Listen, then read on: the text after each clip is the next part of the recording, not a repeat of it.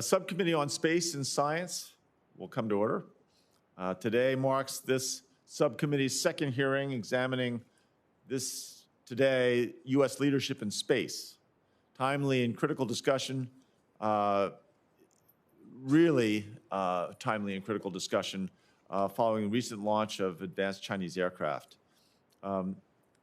We all recognize that NASA is a key agency for a number of programs, but especially important to civil and commercial space sector, and enabling us to manage our international relationships in space. Congress last authorized a NASA authorization bill in 2017.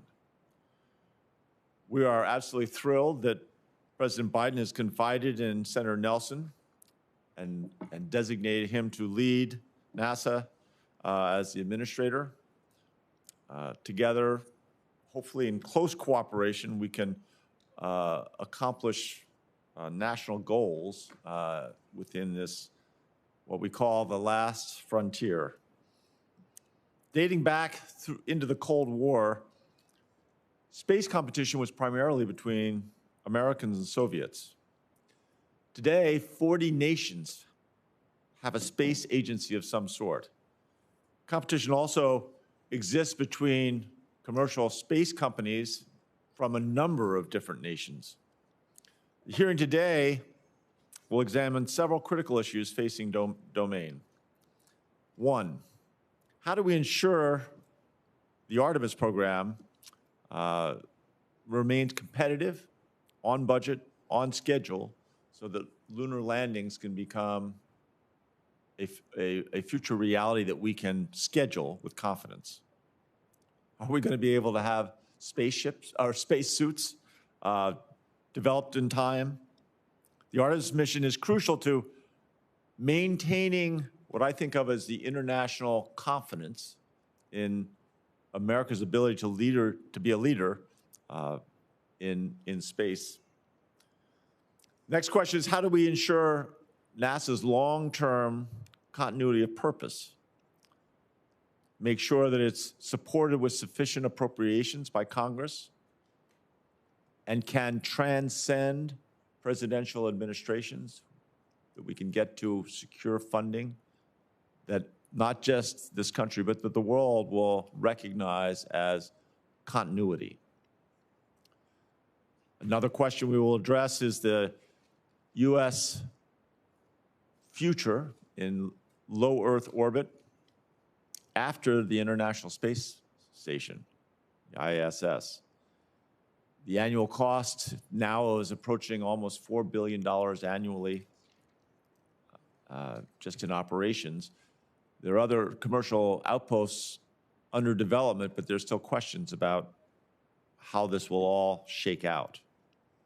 We're also going to look at how space traffic management, STM, impacts U.S. missions in LEO, in low Earth orbit. How do we mitigate orbital debris to make sure that we have sustainability in our commercial space industry? This subcommittee is going to have to develop new legislation to actively remediate some of the debris that's already up there, which brings the question again of how does space exploration and research get accomplished? How do we bring nations together in common purpose? How do we strengthen science, accelerate innovation and discovery? Senate passed NASA reauthorization in the bipartisan U.S. Innovation and Competition Act, USICA, although I still prefer the Endless Frontier Act. Hear, hear. The Space and Science Committee will continue developing upcoming legislation to support NASA missions and make sure that we find that continuity of funding. Now, I'm delighted to welcome the panel. The Honorable Jim Bridenstine, former NASA administrator under the Trump administration, former U.S. representative from Oklahoma. Dr. Lynne Dittmar from the Coalition for Deep Space Exploration, Someday I want to be associated with a coalition for deep space exploration. She served as Senior Policy Advisor for the ISS National Laboratory.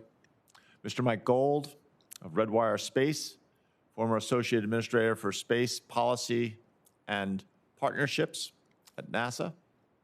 And Dr. Patricia Sanders, Chair of the NASA Aerospace Safety Advisory Panel, former Executive Director, our Missile Defense Agency.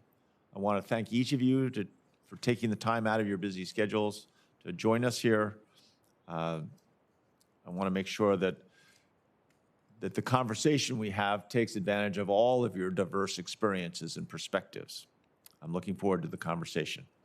Now I will turn it over to Ranking Member Lummis for her opening comments. Well, thank you, Mr. Chairman. It's so nice that we finally get to do this hearing. We were hoping to do it in Colorado Springs in August, and it would have been so nice to be in your beautiful state then, but I'm so delighted that we're getting to do this now. This is such a distinguished panel of witnesses, and there's so much to learn for policymakers, and we rely so heavily on you to brief us, guide us, and support our efforts to support our space mission. So thank you so much. I'm so glad you got over your COVID and we're all back together again. This group of panelists is so exceptional, so thank you for your flexibility in working with us through the change and your willingness to be here today to speak with us. Your expertise is something we just welcome. So very, very nice to have you here today and finally get to do this. NASA has a long history of working with international partners, and of course that's by design. The legislation that created NASA called for it to pursue cooperation with other nations and groups of nations. Our international partnerships have grown since NASA's creation, and the success of the International Space Station speaks to the ways in which cooperation in space has strengthened our relationships on Earth. In fact, the first time I got to go to Russia, to Moscow, it was for the purpose of meeting with U.S. astronauts and Russian astronauts who were there working together in Russia. Even in times of tension on Earth, American and Russian astronauts were able to work together at the International Space Station. Now, 5 space agencies are part of the ISS project. The ISS will soon reach the end of its lifespan, but it cannot mark the end of our partnership. New opportunities and challenges await us as we step into the era of the Artemis program and the Lunar Gateway, and eventually human exploration of Mars. While we embark on new adventures, we, along with every other spacefaring nation, must use them as opportunities to manage the challenge of space debris. We must work together to ensure we both remove orbital debris and design equipment and policies to help cut back on the potential for orbital debris. I'm encouraged by efforts in the private sector to step up and help with this problem, and I intend to work with my colleagues on solutions at the congressional level to help tackle the issue. There are other challenges as well. Space is not only an area for collaboration. Competition in space looms large, and we must work to avoid a Cold War-style space race. Unfortunately, it seems some countries are less committed to this than others. Some nations don't seem interested in differentiating between military and civilian space operations. This week we heard reports that over the summer, China launched a hypersonic glide vehicle that circled the Earth in low orbit and re-entered the atmosphere. China's labeling this test of a nuclear-capable weapon a routine test of a space vehicle underlines their unwillingness to separate military and civilian activities in space. I suspect this trend will continue, and it will become increasingly more difficult for the U.S. to view advancements made in space by China as anything other than a threat to our security. To that end, the United States must continue to pursue policies that make it the preferred partner for all other spacefaring nations and help to set norms that promote access, the sharing of scientific advancement, and neighborly attitudes towards other countries' assets in space. So I'm very much looking forward to this hearing and learning from our distinguished panelists about these issues. I'm sure we are going to learn so much today that I can't wait to hear what you have to say. Thank you, Mr. Chairman. I yield back. Thank you, Ranking Member Lummis. Appreciate having Wyoming and Colorado run this committee. You've been a great partner and continue to be a great partner. Now I will recognize Ranking Member Wicker for his opening comments. Thank you, Mr. Chairman. Senator Lummis, I came down with COVID the same time as Senator Hickenlooper. I hope you're just as delighted that I got over it. I guess it just goes without saying. But I am glad to, as a matter of fact, Senator Hickenlooper, I've found out how finally to get on the first few minutes of NBC Nightly News, and that's to have an independent, a Republican, and a Democrat all come down with COVID on the same day. This morning's hearing will address topics related to international cooperation and competition in outer space. Decades of U.S. cooperation in space with other nations has enhanced America's leadership in science and technology and strengthened ties with international partners. We want to continue that. NASA has been involved in thousands of cooperative activities with over 100 countries, including 20 years of sustained human presence aboard the International Space Station. Even during the height of the Cold War, as Senator Lummis mentioned, the space proved to be a rare area of cooperation between the U.S. and the USSR. Although space can bring nations together, the space domain has become increasingly competitive. Today, we are in a new space race with China. Beijing is seeking to secure both the lunar high ground and low Earth orbit, LEO, to supersede the U.S. as the dominant space power. This year, China launched the first module of its space station and is eagerly soliciting international partners. Cooperative endeavors with other nations and the private sector will play a key role in helping America confront China's space challenge. NASA's Artemis deep space exploration program has already been critical in promoting U.S. leadership and cementing our alliances in space. Artemis will return astronauts to the surface of the moon and build, cheers from the audience, and build a sustained presence there in preparation for future human exploration of Mars in this decade. Rather than going it alone, the Artemis program envisions major contributions from international partners such as Canada, European nations, and Japan. In addition to relying on other nations, Artemis will also employ unique capabilities offered by commercial space companies for key aspects of its mission. I look forward to hearing from our witnesses today on both the opportunities and the challenges NASA faces in competing against China, as well as carrying out the international commercial partnerships for Artemis, the International Space Station, and other programs. NASA needs clear congressional reauthorization and direction to keep Artemis on track and support other cooperative efforts. And I'm delighted to report to you all that this is a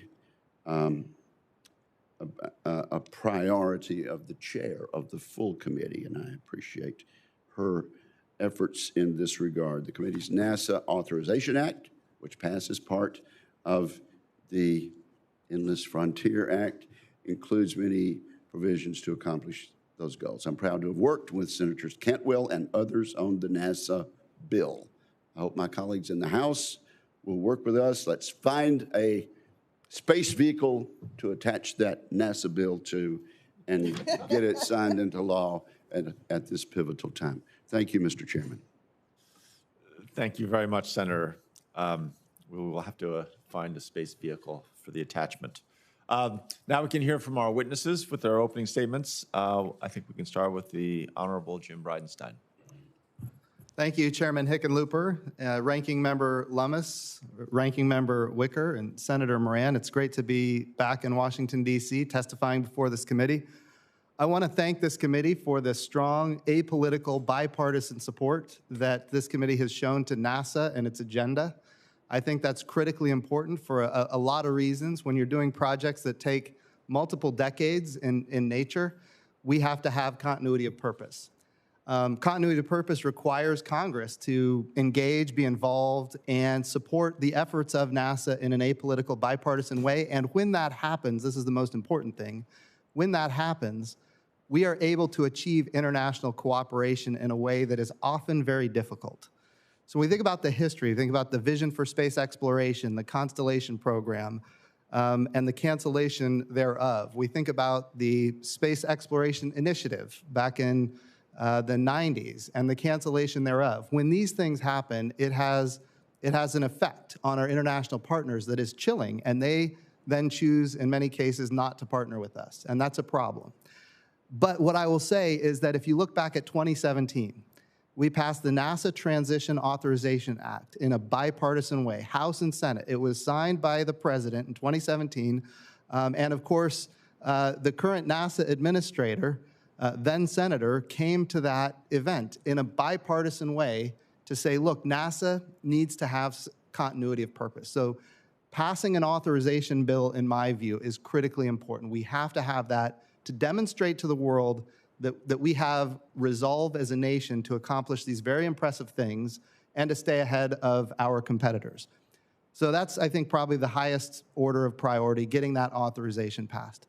Second thing I would like to say, and this is, I think, maybe even more important than the first, as when you think about the future, and that is the challenge with space debris. And Senator Hickenlooper, you nailed that right on the head. It's a big problem. And it's an even bigger problem when you think about the massive constellations that are being launched into low Earth orbit even right now. So we think about how the FCC licenses these constellations. They look at a constellation, let's pretend it's 15,000 satellites large, and they say there's a certain percentage of those satellites that are going to not be able to maneuver and not be able to re-enter. In other words, they become derelict. And they say they apply a 1.5% chance for every satellite. So if you launch 15,000 satellites, that's 225 satellites that are derelict. And then they say there's an aggregate collision risk for those 225 satellites, and they came up with a probability for a 15,000 satellite constellation that said there's a 1 in 44 chance of a collision in space. Here's the fundamental flaw with that. It only includes derelict satellites, which are 1.5% of the satellites. There is still a probability of collision for the other 98.5% of the thousands of satellites in that particular constellation. We don't know what that is. They have a maneuver capability. We don't know what that probability is. But let's say there's a collision that's going to happen that is a 1 in 10,000 chance of a collision. And if you maneuver, that probability goes down to 1 in a million. That's fantastic. We love that. We don't know that that's the case. And so we're licensing satellites right now. It's a known unknown, and yet we're still licensing the constellations, which I think is not a good idea. But at the same time, here's what we do know. If it goes down to 1 in a million, which we don't know, but let's pretend, and that eventuality happens 10 million times, that means there's going to be 10 collisions. So if the probability goes down to 1 in a million and there's 10 million maneuvers, then there's 10 collisions. This is a massive problem. And by the way, I want to be clear. It goes beyond that. When we start talking about these constellations, we're only talking about satellites that we know that exist and debris that we know that exists. For everything that we can track that's 10 centimeters or bigger, there's 10 to 100 things that we can't track that are equally lethal. What I'm saying is that the challenge is much bigger than we know, but we know that we don't have any idea what that risk is. And yet we're still launching these and licensing these massive constellations without knowing what the risk really is. And I'm telling you, it's much higher than what the FCC is currently predicting. I will also tell you, on the 1.5% derelict satellites, that's not right. It's going to be higher than 1.5% that can't re-enter. Finally, I will say this. I think it was last night, somebody here can testify, Rwanda just filed for a constellation of 327,000 satellites into low Earth orbit. Recently, you had Spain file for a constellation that's 70,000 satellites. And of course, right now we've got Starlink and Kuiper, and we've got OneWeb. We've got the European Union. They want to have their constellation. China, Russia, they all have these massive constellations for low latency, high throughput communications, which, by the way, I support, but we don't want to destroy space in order to achieve it, which is what I am concerned about. The challenge is that there are things that we absolutely know that we don't know, and we're still moving forward at a very rapid pace, and it is a very big concern in my view. Orbital debris is number 2, and I know I'm running out of time here quickly, but 2 other things that are important. I think it was mentioned by a number of senators. We have to have a replacement for the International Space Station. We love it. I know this committee passed an authorization bill out of the Senate that actually has it, no kidding, at going to 2030. That is a good thing. I would also tell you that there's no guarantee it's going to last that long, and China just launched a brand new space station. That's another big problem. We cannot cede. We don't know the value of microgravity at this point, but what we do know is that if we lose the ISS and don't have a replacement, we're going to be in trouble. Third thing, I think it's important to have 2 providers for the human landing system, and with that, I'll yield back. Thank you, Senator. Thank you, Jim. Appreciate that. Dr. Dittmar.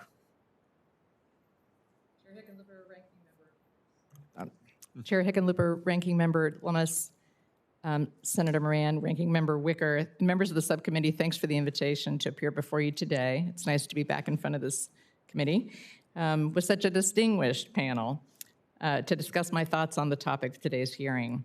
I am the former president and CEO of the Coalition for Deep Space Exploration, but I am now the executive vice president of Axiom Space, which is building the world's first commercial space station. So I wish to note that while I'm going to discuss some of Axiom's plans as to illustrate my discussion, the positions that are presented here are my own and do not represent the official opinion of my employer. With that out of the way, my discussion will focus on competition, that aspect of today's hearing. It's often said that we're at an inflection point in space, and while that's true, the phrase glosses over complexities, challenges, and opportunities already pointed out that confront us now and in the years to come. What is less frequently discussed is a more dangerous reality, namely that if the United States does not act decisively and strategically, it risks squandering the competitive moat that it has built around commercial space to national actors who continue to maintain laser focus on asserting their own national interests. Axiom is the first and so far only company to develop a new space station destined for low Earth orbit without government funds for development, launch, or operations. Beginning by building modules that extend the functionality of the ISS, it will provide capabilities for a broad array of users, researchers, astronauts, government, international customers, and the business community. Critically, for the purposes of this hearing, it is also, in my opinion, best positioned to help challenge China's interest in LEO at the end of life of the International Space Station. And indeed, it was for that latter reason more than any other that I joined Axiom. It is tremendously important for the U.S. government to recognize and respond with urgency to the situation our nation and space industry is facing. Simply put, it is China's goal to establish a leading position in the economic and military use of outer space, as they have stated publicly for many years. China recognizes the immense strategic value of space and intends to seize the opportunity to develop economic value by dominating a space-based economy. Space has become part of China's Silk Road economic belt, part of its plan for geopolitical and economic dominance. In my written testimony, I refer to the U.S.-China Economic and Security Review Commission's 2019 report to Congress, which offers a comprehensive analysis of what Beijing calls its space dream and how it hopes to achieve it. China is playing the long game, make no mistake, bolstering their space capabilities through military-civil fusion and through the exploitation of weaknesses in the U.S. space industrial base, in our glacial pace of acquisition and procurement, and of the stovepipe nature of our national agencies. With regard to LEO, NASA, and by extension its stakeholders, are facing uncertainty. Plans to transition off the ISS at the end of its life require clearly stated objectives, realistic timelines with milestones, and a firm commitment that has not yet been adequately communicated. At present, NASA is describing its objectives partly in terms of continued access to LEO, envisioning hardware development under its new commercial LEO destinations program using the same acquisition strategy that works so well for a commercial orbital transportation system, COTS, and eventually for commercial crew. There are several differences between the circumstances that gave rise to COTS over a decade ago, however, and those in low Earth orbit now. COTS was able to leverage an existing market for launch services that had developed and diversified over 50 years to include an understanding of hardware development and a substantial customer portfolio in both government and commercial sectors. COTS was also set up to meet transportation needs that were communicated early in the program. Today, conditions are markedly different. While now as then hardware development is relatively well understood, there is no diversified market in LEO to leverage, not yet. NASA has yet to clearly define its needs for services after the ISS ends, nor does it plan to do so for some time. And finally, we face a formidable competitor. At the very same time that NASA is embarking on this approach, American companies have admitted to losing customers to China as it employs strategies to undercut the U.S. commercial space sector through mechanisms such as state-backed financing that market-driven companies in the U.S. cannot compete with. In my view, an important national objective for LEO should be to counter potential Chinese hegemony in low Earth orbit. Should Congress choose to authorize LEO programs with this goal in mind, then NASA's acquisition approach should reflect this.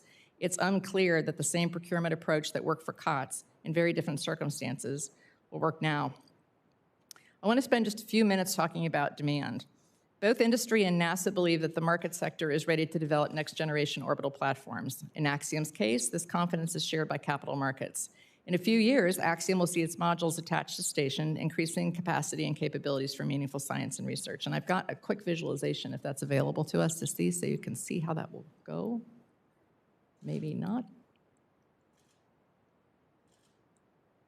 Okay, moving on.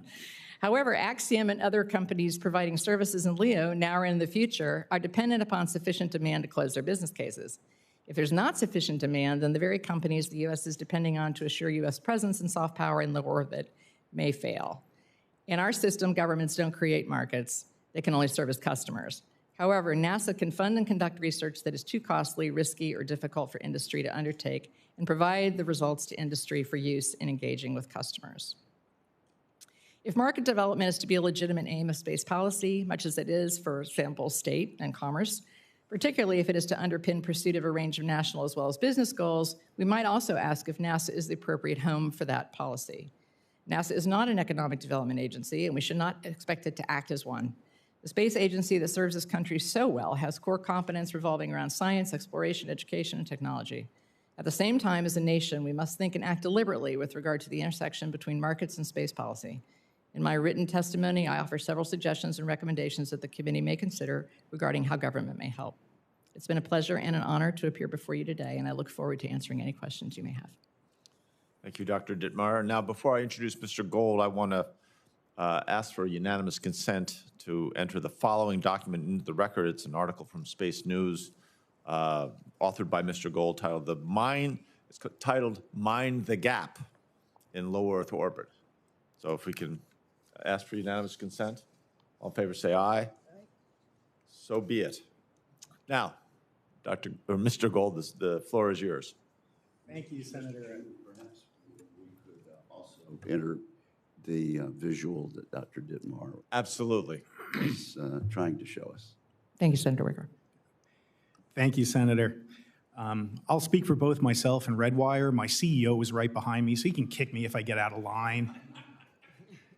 So I appreciate it. Again, gratitude to our chair, Senator Hickenlooper. I'd also like to express my appreciation to Ranking Member Lummis, to committee ranking members Senator Wicker and Senator Moran, as well as my appreciation to the talented and intrepid staff that has helped support this hearing.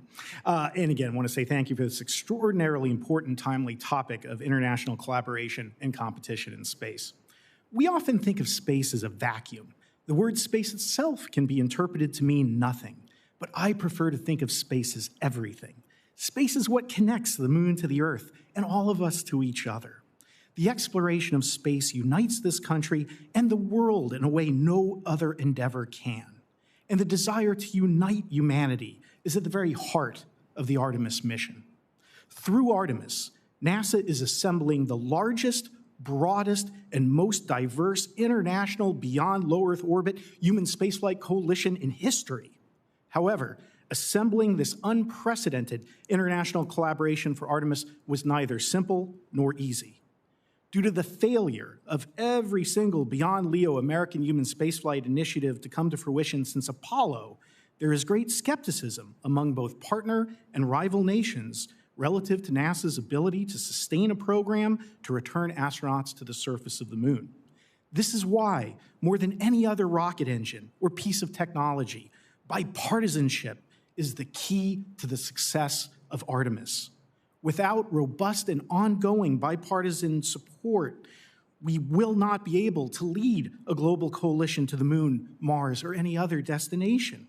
We cannot unite the world if we cannot first unite here in Congress, which is why a bipartisan NASA authorization bill is urgently needed to both reassure partner nations and send a message of unity of purpose to our rivals. I want to thank this committee for already passing NASA authorization language through the Senate as part of the U.S. Innovation and Competition Act, and urge your counterparts in the House to proceed with alacrity so that the entire Congress can adopt a NASA authorization bill that strongly and explicitly endorses Artemis. Beyond technology that we develop via Artemis, the policy surrounding the program is just as important. America must lead in developing norms of behavior in space to ensure that the exploration and development of the moon and Mars is conducted in a safe, sustainable, and peaceful fashion. While at NASA, it was the privilege of my lifetime to craft and lead the development and successful adoption of the Artemis Accords, which have now been signed by 12 countries. The principles of the accords, such as transparency, interoperability, due regard, avoiding harmful interference, the sustainable use of space resources, and mitigating debris are the foundation that humanity's future in space should be built upon.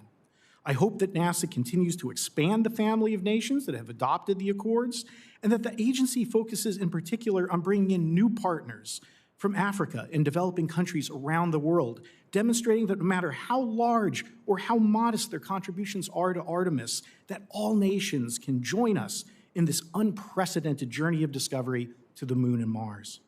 Closer to Earth, the International Space Station continues to represent the pinnacle of global cooperation in human spaceflight. We must send a clear and unequivocal message to both partners and rivals that America will remain a leader in low Earth orbit by extending the ISS through 2030.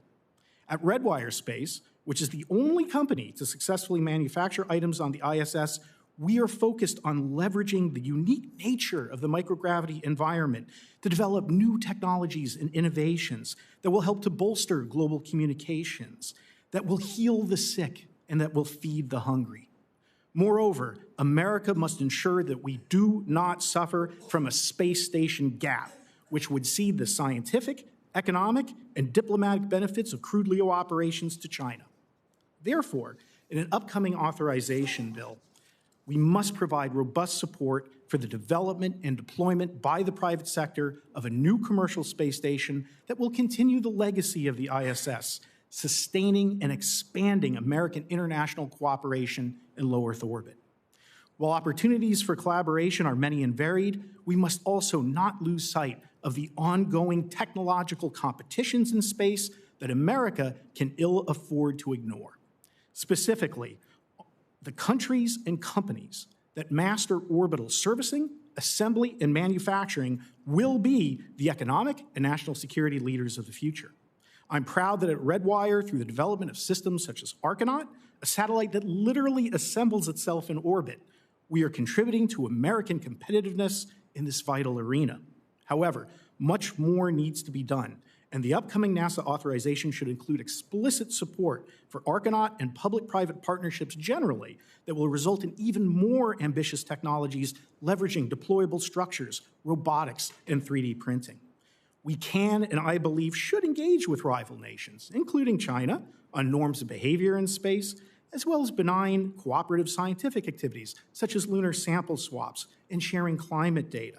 However, constant vigilance is the price we pay for liberty, which is why I hope the Senate will continue to urge NASA to redouble the agency's support for public-private partnerships, which are the key to maintaining American competitiveness in space. The journey of Artemis and NASA is to the moon, Mars, and beyond. But if we properly balance collaboration and competition, The destination will be peace and prosperity. Thank you for this opportunity to testify, and I look forward to answering your questions. Thank you. And you didn't even mention the companies that Redwire has in Colorado. I'll say, since it's just between us, they're three of our best. All right. Now we're ready to hear from Dr. Sanders. Thank you. Senator Hickenlooper, Senator Lummis, Senator Wicker, and members of the subcommittee. I thank you for the opportunity to appear before you today to discuss NASA's international collaboration and competition in space. The panel that I chair has the serious charge to provide both NASA and the Congress with advice for the intelligent management of the risks that are inherent in human spaceflight. NASA has been at the forefront of human spaceflight for decades, formulating the missions, defining the requirements, executing the programs, performing management integration, and leading launch, processing, and mission operations. NASA still leads in human space exploration, but the agency's role is evolving with critical implications for safety and risk management. The agency is not the same as it was 10 years ago and will not be the same in even another 5 years. The rapid growth of commercial space services and increasing global interest in space have changed the environment, and the landscape will not return where NASA is the only or even the major actor. This has tremendous upside potential and equally tremendous challenges for managing risk of human space exploration. At the same time, the exploration endeavors NASA leads are ever more complex and have ever more risk involved. NASA has been gradually and tactfully and successfully adjusting to a changing role and set of responsibilities as it shifts from principally executing its programs and missions to commercially and internationally acquiring significant key elements and services. But our panel firmly believes that NASA must now take a more strategic examination of the agency's evolution in the emerging environment while continuing to manage a safe and complex human exploration campaign. NASA's challenge is the melding of traditional and innovative approaches, including significant systems engineering and integration complexities, and the certification of commercial human spaceflight capabilities with high levels of risk. There are clear advantages to leveraging industry innovators and international partners, but NASA must still manage and be responsible for the overall risks, even when the agency neither controls nor dictates the material solutions for all of the components. To do this, we believe that NASA first must determine how to exercise appropriate accountability, or how to hold its vendors accountable for the safe and successful accomplishment of its mission. Secondly, we believe it is imperative to define the overall architecture for the highly complex Artemis mission. The agency should identify how each individual element, regardless of provider, fits the architecture and the top-level requirements for each element to fulfill its necessary function in the overall structure. This should allow NASA to focus on the right set of priorities at the right time and to communicate expectations to all the contributors, internal, commercial, and international, in a consistent manner. Thirdly, all of this is complicated by the nation's current lack of comprehensive regulatory framework for human commercial spaceflight. NASA retains full accountability for its missions, but no external government regulations or standards exist to set a baseline level of expectation for the provider related to human safety. The few existing regulatory pieces leave a gap related to human on-orbit safety and the space industry that impacts human safety. And in particular, as has already been mentioned, there is an immediate and compelling need to designate a civil agency to oversee and coordinate space traffic management. Given the importance of space to international security, technological leadership, and international competitiveness, it is vital for the nation to act now to preserve the safety of space operations and their environment. In closing, I note some consistent advice themes from the panel. First, it is a need for a constancy of purpose, as mentioned, sustained commitment, and a clear understanding of the objectives. Second is the importance of setting challenging but achievable schedules and not allowing undue schedule pressure lead to decisions adversely impacting safety and mission assurance. And third is technical baselines and schedules that are mutually consistent, realistic, and achievable, and supported by adequate and stable resources. We encourage NASA, in partnership with the Congress, to hold fast to the foundations of risk management while embracing and not fearing alternative methods to achieving those fundamentals. And I look forward to your questions. Thank you. Great. Well, thank you all for your comments and appreciate the breadth of experience you bring to the table. We'll now start a round of questions. Each of us will get, well, hopefully we'll get 5 minutes. We try to stay on schedule. It's always hard. I always ask if in responding to a question, if you can keep it to a minute. That allows us to get 4 questions in. If necessary, we can come back to a second round of questions, or there are so many questions to ask each of you. Anyway, I'll start. And I'll start with Mr. Gold. Appreciate your work at NASA with the international partners in establishing these, the Artemis Accords and that cooperative spirit. In your testimony that I looked at last night, you said space is a crucible that demands the formation of global coalitions. So how can Congress support NASA's goals to expand the coalition of international partners in space? Thank you, Senator. I can tell you, and I'm sure the former administrator would agree, NASA pays a lot of attention to Congress. And your rhetoric, obviously legislation that's passed, determines whether NASA is aggressive in going out and forming international coalitions or holds back, and really what the agency does. So I think it's extremely important, again, in an authorization bill, that there be explicit encouragement to the agency, both to expand out international cooperation generally, as well as specifically to expand, again, the family of the Artemis Accords. That there's so many countries that need to be involved, that the agency should be aggressively reaching out for. We need to lead by example and establish norms of behavior before there's conflict in space.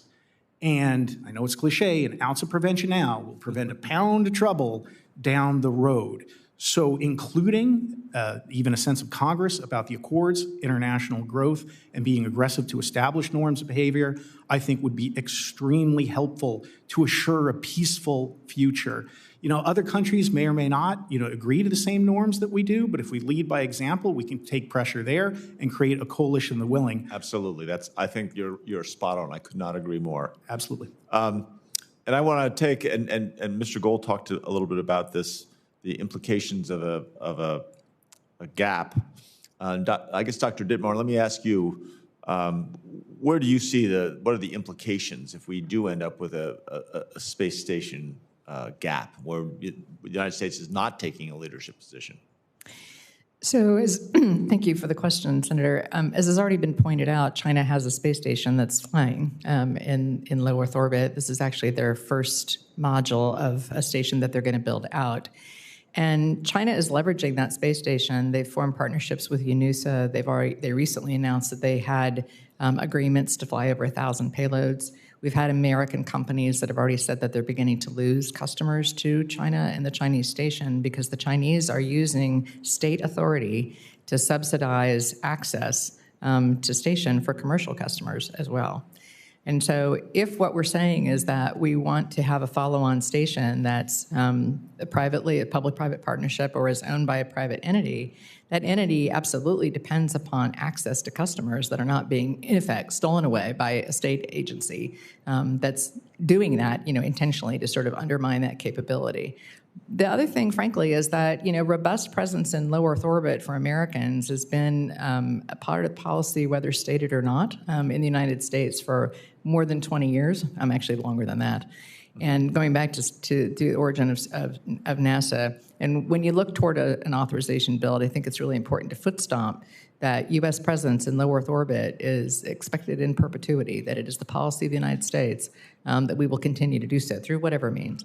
However, I think, and low Earth orbit is frankly our foothold going out into outer space. We need continuity of human spaceflight and human activity beginning on the ground through low Earth orbit into deep space. And that chain is very, very important to American security, to American business, to American research and science, to American technology development. We cannot afford a gap. Yeah, well, we agree on that. Dr. Sanders, the GAO has expressed concern on the maturity of advanced lunar spacesuits. It's a classic case, but I think a lot of what everyone's talked about, and especially Mr. Bridenstine, the safety of these missions is there are risks from 100 different directions.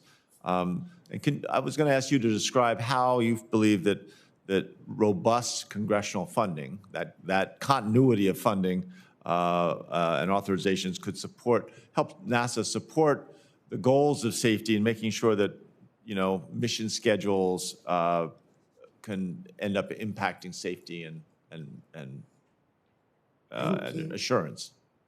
Well, we've been a consistent proponent of adequately resourcing all of the complex requirements necessary for safely execute. When resources are not adequate or not stable, the NASA and the decision in their decision-making process on designs end up making design choices that maybe are premature, maybe they are take risks that they wouldn't necessarily take if they didn't have to live within a resource that isn't adequate, or if they don't have the stability of the resources. It forces to make choices sooner than you might want to take. It forces you to sometimes down select earlier than you understand all the implications of competing designs. And so it's very important to have the adequate resources and to have them in a stable fashion. Right. Great, I appreciate that. I'm already out of time. I can't believe how fast this goes by, but I am not done with all of you. Mr. Bridenstine, you will get your moment. I'm going to turn it over now to the committee chair, Senator Cantwell, who has been working on these issues for a long time, probably longer than most of us. Anyway, let me turn it over to the chair. Thank you, Chair Hickenlooper, and thanks for holding this subcommittee hearing, and to you and Senator Lummis for spending so much time to try to bring focus to the needs for authorizations, and thank you to the witnesses. I think I'll start with you, Mr. Bridenstine. Obviously, one of the past times you came before this committee, you spoke very fervently about the need for authorization. And yet it's been since 2017 since we've actually had an authorizing bill. So I sometimes feel like NASA wants to have the money without the authorization. That is, that it works not to resolve the conflicts that we have with members, that basically it just realizes as long as you can just get the dollars, it's okay. Well, that's not okay. And so I just want to be clear with the panelists, if you could give me some feedback on some of these issues. Do you think that we need an authorization bill? Yes, 100%.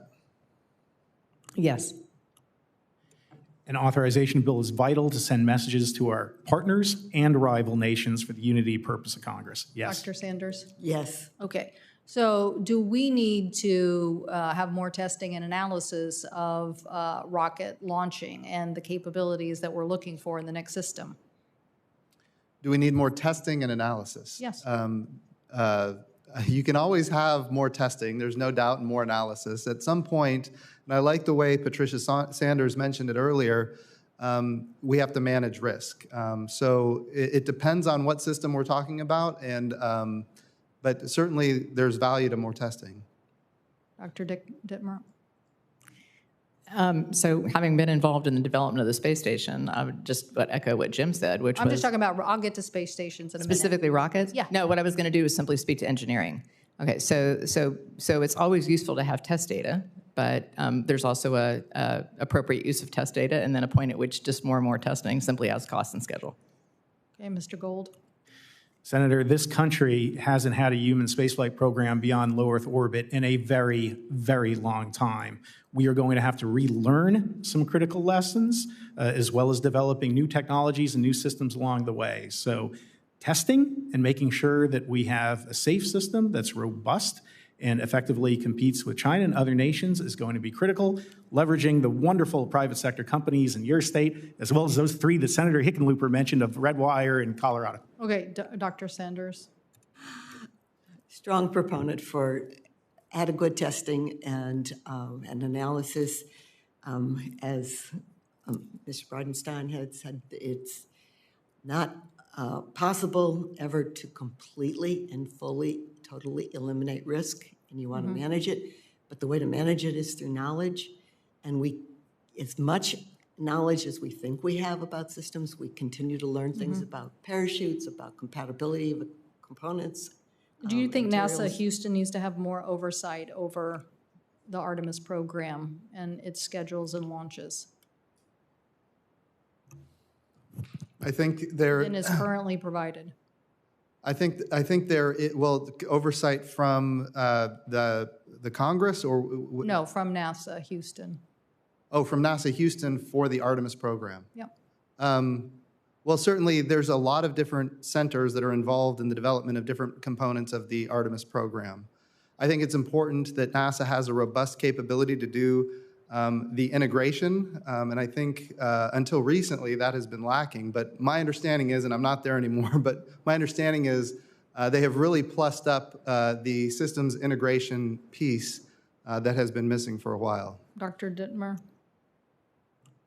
With apologies, Senator, I am not I'm not as current with what management is distributed across the centers. I'm bringing up topics that are part of the dispute between what the Senate and the House wants to do on a NASA authorization. So I'm just trying to get your viewpoints on that, because part of the issue is we have to debunk, where we are. We can't do an adequate oversight job if we don't have an authorization bill. We can't come back on the measurements if we don't have some input here about what kind of structure we need. But we're sitting here with obviously a new, as Mr. Gold was saying, a pretty big new adventure, at least from the number of stops we're talking about, and then what we're talking about going beyond the moon. To say nothing of we really don't have any accurate dates or cost estimates or what we want out of each of these systems. What do we want out of the launch systems and the capabilities? What do we want out of the ISS and its capabilities? What do we want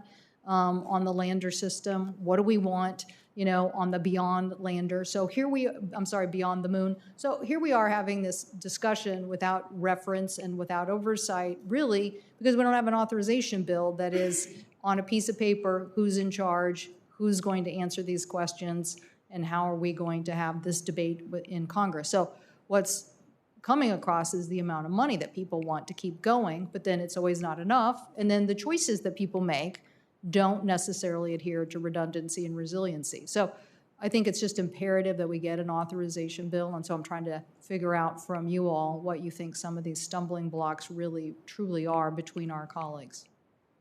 So, Mr. Bridenstine?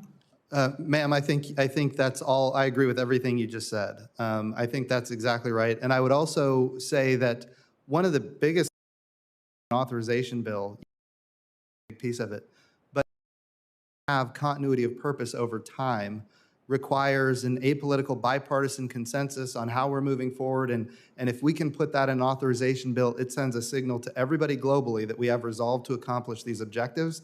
And then, as this hearing is titled, we have the opportunity to go get international partners.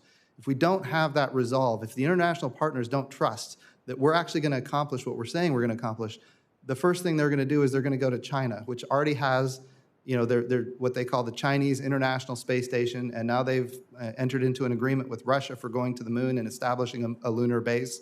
Our international partners have a history of partnering with other nations when we don't have that continuity. So the authorization is important for that purpose too. Okay, Mr. Gold.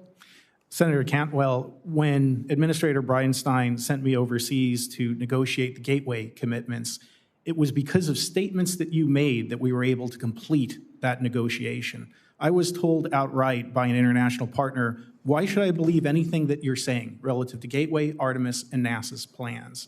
And it was only by arguing the bipartisan support that Artemis had that we were able to bring them from going over to China.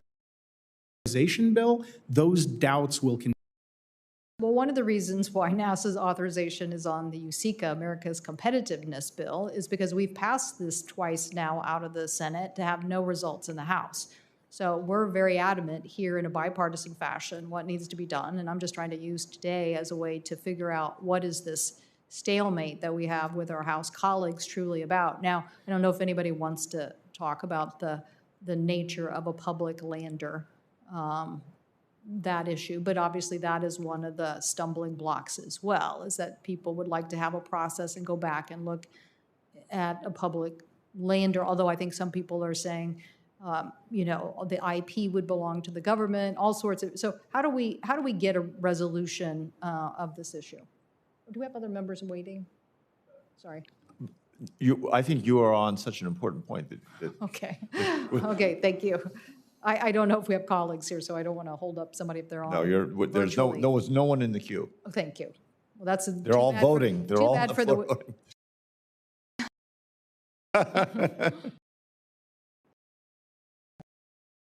So when we came to the moon, we need to look back at the program and the commercial crew program. Both of those have proven to be very resilient. Even when one partner had a challenge, the other one would step forward and continue to move forward.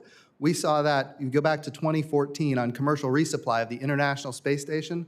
We saw, you know, at the time it was orbital ATK, they had a problem resupplying the International Space Station, a rocket failure, a lot of cargo blew up.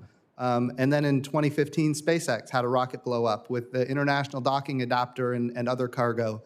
But we had a resilient program where we had dissimilar redundancy, and we were able to use an Atlas rocket with a Cygnus cargo capability and basically resupply the International Space Station. And we had international partners on that, Japan, that helped, you know, support the resupply, and even Russia supported the resupply.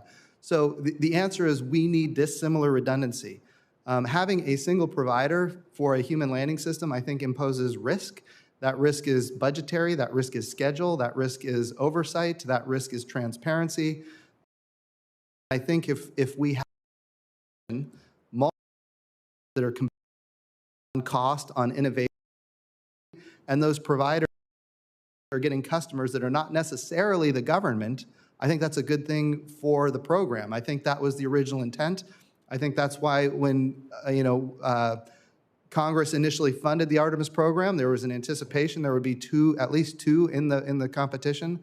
I was fully supportive of that, and that's what we were pushing for. I'm more trying to get our colleague, the chair of the House committee, wants a public lander. And so I was trying to get comments about that. I think I'm going to say things I've said before, and it's going to maybe get me in trouble with members of the House. I don't know. But I will tell you that I think anytime you introduce a competition between the government and the private sector, the government wins and the private sector loses. I think that's a challenge. I think we have enough commercial capability now to have two commercial human landing systems. And I think if we had adequate funding, whether it's coming from the executive branch that's not providing it or Congress, I think the adequate funding for two systems. Senator, private sector itself.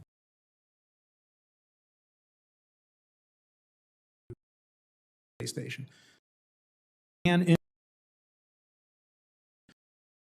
now is, as you mentioned, and direction, and those are two things that we certainly hope Congress will be providing via an authorization bill, and certainly we're advocating for the House to move and move quickly. Well, we're trying to resolve these issues. So the point you should take away in NASA, really, if they're listening, should take away is we need an authorization bill. We're not going to continue to have this game where you just get appropriations. It is not going to serve the Artemis program or NASA well.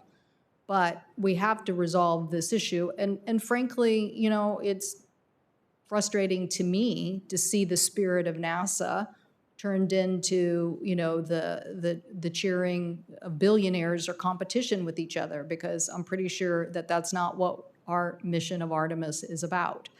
And so somehow we've gotten away from our focus, on what we're trying to do from a technology perspective. And I believe in NASA's innovation and technology. I want them to apply the same spirit fixing the problems on the Apollo project to fixing and getting this authorization done. But if we have to address this public issue and get our House colleagues in a room and figure out what is the sticking point here, we should do better than just dismissing it and saying the private sector can do better. We just had this debate with the FAA and oversight of the aviation sector. We clearly saw where there were pitfalls.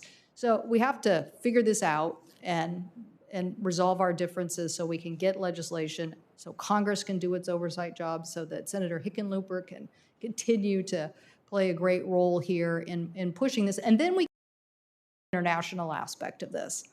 But right now, it's been since 2017 since we've had a bill. And so you ask yourselves, why are we in this situation where the dates that are on a piece of paper right now make no sense as it relates to the Artemis program? Everybody knows that. So how is that a good strategy? So let's resolve these issues. Dr. Sanders, do you have any suggestions about how to resolve this issue about a public lander versus commercial landers? Do you have any input, or Dr. Dittmar? I think that, yes, the commercial industry is capable, increasingly capable, but NASA always still has to be accountable for the success and the safety of their mission. So it's important for them to be able to have enough influence and interaction in order to have that, ensure that accountability. And also, NASA has a great deal of experience, a great deal of talent that they've acquired over decades. And so there's a time for collaboration as this is going on. And we saw that in commercial crew. There were times when SpaceX and there's times when Boeing have had problems to solve. And NASA has been able to help them solve those because of the experience they have. So I don't think it's a clear, straight turn it over to commercial, nor is it a clear, straight that NASA develop everything by itself. Well, that's why I predicated my question earlier on that list and wanted to know what you thought about giving NASA Houston a larger role on that oversight. Look, we've seen where the same mistake was made by the FAA in deferring too much to aviation manufacturers when it came to the oversight. So, and we have huge technological advances.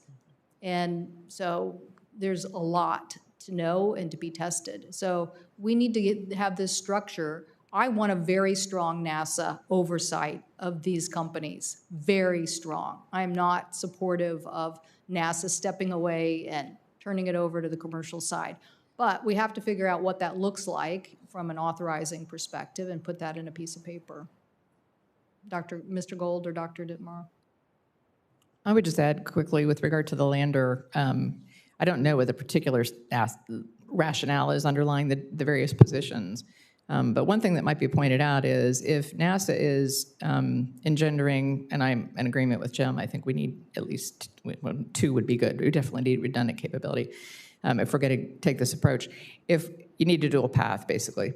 So if you're going to do that, one thing the government can always do is assert what amounts to eminent domain, right of first use. So that if, and I'm speculating, if the issue having to do with the public lander has to do with whether or not the government could count on being able to use it as it saw fit, in the same way that it can with regard to a government-owned asset. And there's been a great deal of discussion. I'm one of the people having the discussion over the last several years having to do with what's the appropriate role of government in signaling, in particular to international allies, as Mike Sawyer pointed out, and adversaries. What's the full faith and measure of the U.S. Congress mean, and what's the difference between how it is that you see a government-owned asset versus a public asset, okay, versus how you see a privately owned asset? Maybe one way to have the discussion is to talk about what rights the government has to assert in the case where it needs to use, okay, and to, in fact, basically say to private companies, sorry, we understand you have other customers, we understand you have business agendas, but we have to set those aside under these circumstances. I don't know if that's a path forward, but it's just an idea. Well, I think oversight is a question here. My sense is there is a feeling of loss of oversight with these commercializations. And as I said, we've dealt very deeply with this as it relates to to the FAA and to the manufacturers. And you had a lot of people even within the organization at the FAA stepping away, saying, oh, they know better, let them go ahead. Yeah. And we need a very strong NASA and very strong NASA oversight. I believe to do that, what you also need to have, and when you think about authorization, is very clear statement of objectives. What are the objectives, okay, insofar as how the government sees them and how Congress sees them?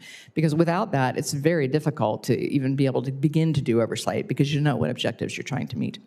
You couldn't have said it better. Thank you. And Senator, perhaps you have the solution already in terms of the compromise with the House relative to oversight.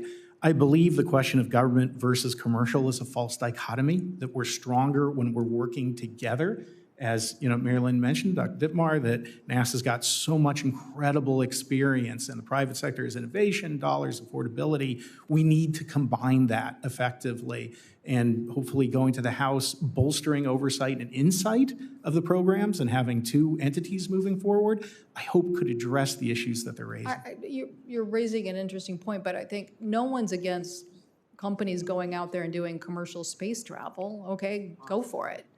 But we're talking about how we're now going to conduct our next Artemis mission. Mr. Chairman, you've been so lenient, and I see my colleague has returned, so I'm sure there are more questions by my other colleagues. Thank you so much to the witnesses, and thank you for your diligence on trying to get this authorization over the goal line. Thank you.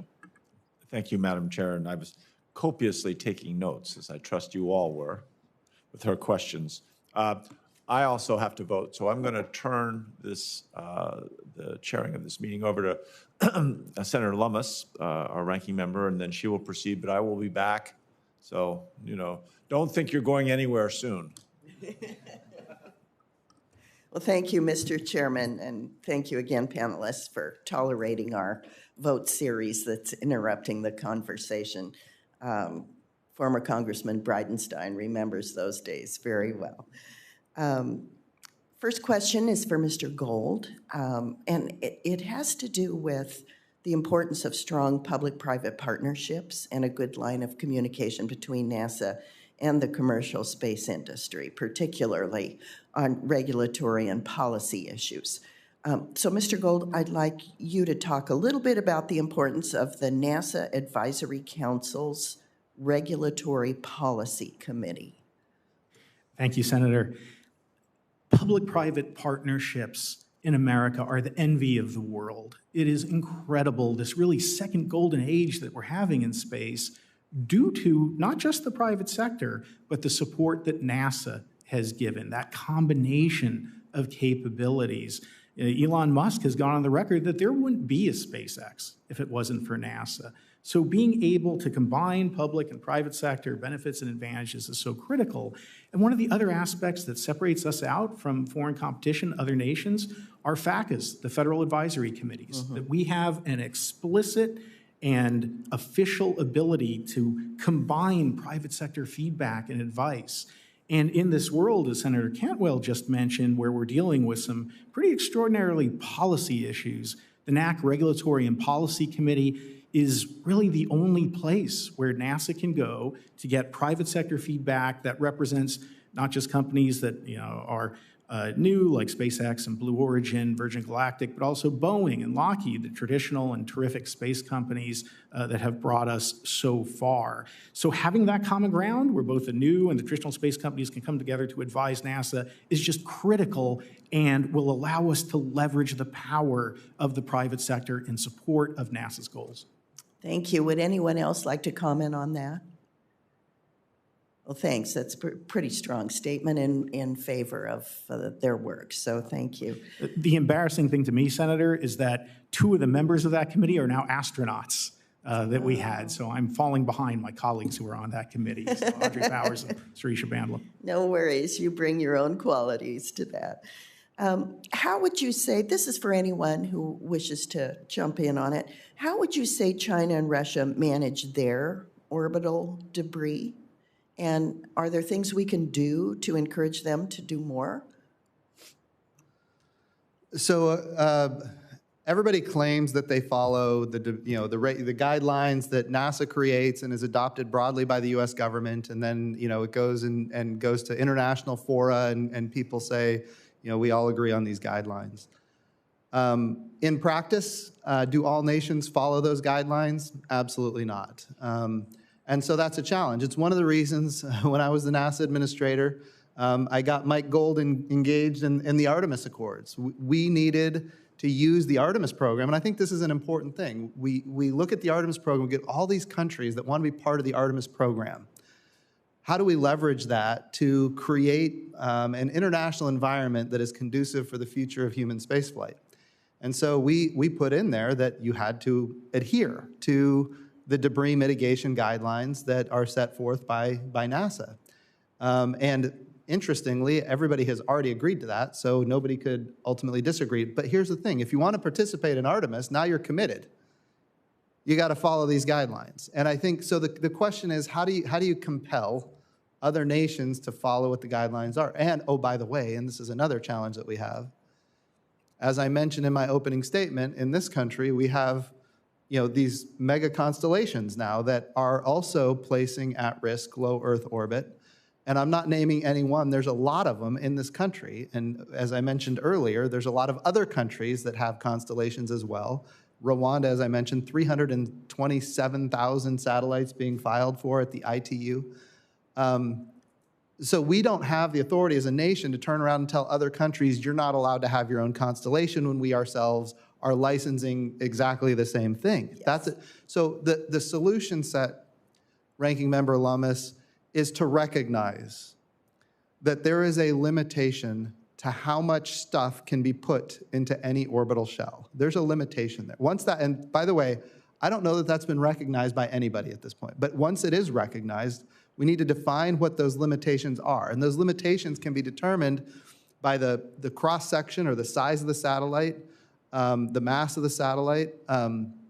So we think about how much stuff can you put in any orbital regime, and then we say, okay, now that we know that there's a limitation, we've defined what that limitation is, there needs to be a process by which we allocate access. When I say we, there needs to be an international kind of effort to this, where access is allocated in an orderly way, and when the United States gets its allocation, that we, in fact, do allocate in a market competitive way, where we allow access to a number of different companies that are trying to accomplish the same thing, so we don't end up with monopolistic behavior. I really think, if you look at the kind of the way the ITU works for geostationary orbit, I think that might be a good model for low Earth orbit. It's going to have to be, because the other result is this: we're all launching stuff into space, and it's gonna be not good. It's a race. Yeah. And when you have a race like this, and everybody's operating, it's the prisoner's dilemma. Everybody's operating to benefit themselves, and at the end, everybody loses. Mm-hmm. It's the tragedy of the commons, and I think that's what we're facing right now in low Earth orbit. And there is no regulatory regime that manages it appropriately, and there's certainly not an international regime to manage it appropriately. Okay, so the ITU is... International Telecommunications Union. It's a subset of the UN. And would the UN be the proper organization to also be the umbrella organization for this? Well, so, wow. It's a challenge for sure, because I would say that the ITU works, and I'll tell you why.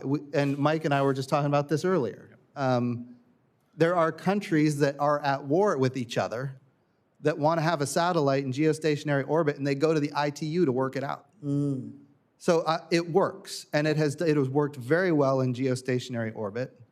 Right now, there is nothing for low Earth orbit, and I think that's a problem. Does anybody else want to weigh in on this before we move on? Yeah. Senator, if I may, space should be about joy and discovery, not danger and fear. Mm-hmm. And per your question about China and Russia, that's what we're getting with their debris. Now I'm going to steal from the former administrator there, who would often talk, and we would be remiss if we didn't mention ASAT testing in the context of this discussion, that due to a Chinese ASAT test, there's debris that's still up there, and I believe it was America that had to warn China that there was debris created by their own ASAT test that was threatening their own space station. The former minister would always point that out. Mm-hmm. So they are not particularly responsible actors. There's Chinese Debris that comes down from every launch, we don't know where it's going to land often. And the last couple of launches, it could have even hit America. We don't know. So as Jim was describing, what we need to do, and I don't think the UN is the entity to do it in, at least initially, we need to do what we've done with the Artemis Accords, and I'm still grateful for the former administrator for that opportunity, is to build a coalition of the willing in terms of what good looks like. Lead by example on the debris issue, and then use that to force United Nations or form a new kind of ITU to be able to develop it. Also, debris represents not just a problem, but as a private sector Redwire guy, it's an opportunity to innovate, to develop new technologies that can address this issue. We should have active debris removal missions so that we can develop new systems that not only will help address the debris problems, but create new satellite technologies and other systems that can benefit a wide variety of economic and national security areas for the country. Mr. Bridenstine. First of all, I want to double down on what he said. I think Mike is exactly right. Mr. Gold, as his name tag says, is exactly right. When we talk about, think about the FAA, and we go back to the 1950s when the FAA was created. In those days, the United States did it alone, and we were making great advances, and it worked. We were able to have a lot more airplanes into a lot less space. Interestingly, because we took the lead and we took that model around the world, an organization formed called ICAO, International Civil Aviation Organization, and they took the leadership of the FAA and they applied it globally. So now when I fly my airplane, I'm a Navy pilot by trade, when I fly my airplane all over the world, I know exactly how to fly in whatever country I go to because we're all following the same rules. But it wouldn't have happened if we would have gone to some international organization and said, here's what we need to do, and try to get agreement from our competitors. That wouldn't have worked. But when the United States takes the lead, ultimately there becomes a standard that the other countries can join. And I think that's exactly the idea that Mike was talking about just a few seconds ago. We have to lead on this, and when we do, I think we're absolutely going to change the world so that all of those constellations that we all believe in for low latency, high throughput communications can be successful. Well, this is a fascinating subject, and I hope to pursue it further. But I want to recognize my colleague. This is Old Home Wake. Not only is Mr. Bridenstine a former congressman, but of course, so is the gentleman from New Mexico, Senator Lujan, who we recognize now. Thank you to our ranking member and to our chair for this important hearing. Holding this hearing matters to us, not just here in America, but in New Mexico. Now, in New Mexico, we have an incredible innovation ecosystem that supports the space industry. There's substantial research being done at the universities, the Air Force Research Labs, the Satellite Space Operations Office, and 2 of our 3 NNSA Department of Energy national laboratories. We have the home to the first commercial spaceport in the United States, where Virgin Galactic successfully launched its most recent spaceflight as well. Now, to our former administrator and colleague in the House, small launch companies are facing pressure as governments all over the world subsidize their launch industries. To ensure that NASA keeps a capability that many, including yourself, have said is critical, do you think NASA should expand the scope of the rideshare office to be a small satellite launch office charged with assessing mission needs relative to all available launch options in order to determine the best solution on a mission-by-mission basis? So I'll start by saying this. When I was in the House, I was a big champion of the Venture Class Launch Services Program, which was basically a bill that enabled NASA to support small launch companies in when you're trying to launch a small vehicle to a very specific orbit. We're talking about 500 kilograms to 1,500 kilograms. We didn't have a capability, 5 or 10 years ago to do that to a very specific orbit.